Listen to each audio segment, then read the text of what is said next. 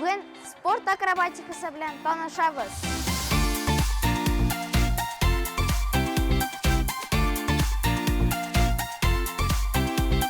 Акробат сүзе грек теленнән алынган.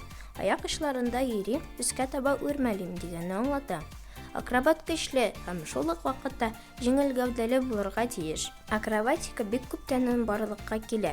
Безнең эрага кадәр борынгы Мисырда һәм Грециядә акробатларның чыгыш ясаулары билгеле.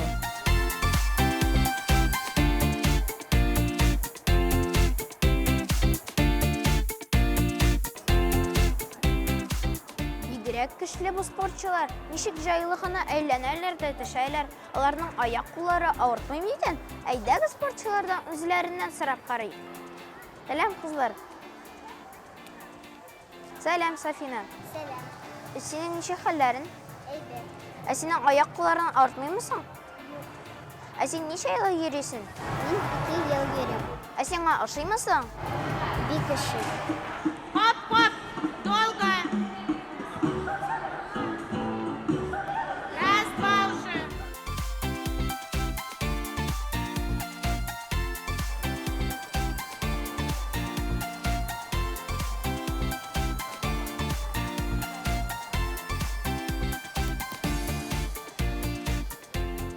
Инесса Игоревна, бер сорау бирсәм ярыймы?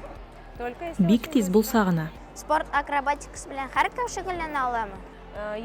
Яшь үзенчәлекләренә игътибар итәбез.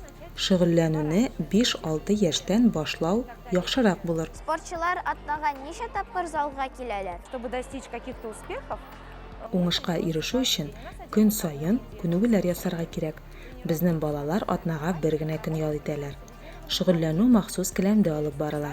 Гимнастика залында балалар хореография, гомуми физик әзерлек белән шөгыльләнәләр. Без спортчылар белән музыка астына аерым күнегүләр башкарабыз.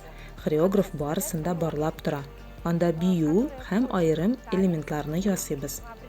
Спорт акробатикасы белән шөгыльләнү өчен бик көчле һәм тырыш булырга кирәк. Сабырлык та сорала. Спорт акробатикасы парлы төркемле спорт төрө. Балалар парлап шөгыльләнәләр. Парлар катнаш булырга мөмкин. Шулай ук күнегүләрне 3-4 бергә дә ясыйлар. Безнең мәктәп ярышлары еш була. Ярышка башка шәһәрләргә дә барабыз. Ярышларда иң мөһиме нәрсә? Минем уйлавымча, иң мөһиме үз-үзеңә ышану. Без ярышларда катнашыр алдыннан берничә ай дәвамында шөгыльләнәбез. Судья исә чыгышны бары тик 2 минут эчендә күзәтә. Шул вакыт эчендә спортчы үзен күрсәтә белергә тиеш. Монда аның үз-үзенә ышанычы күренә дә инде. Бик зур рәхмәт, сау булыгыз, бик күңелле булды. Сезгә рәхмәт. Сау булыгыз. Спорт акробатикасы белән шөгыльләнергә килегез.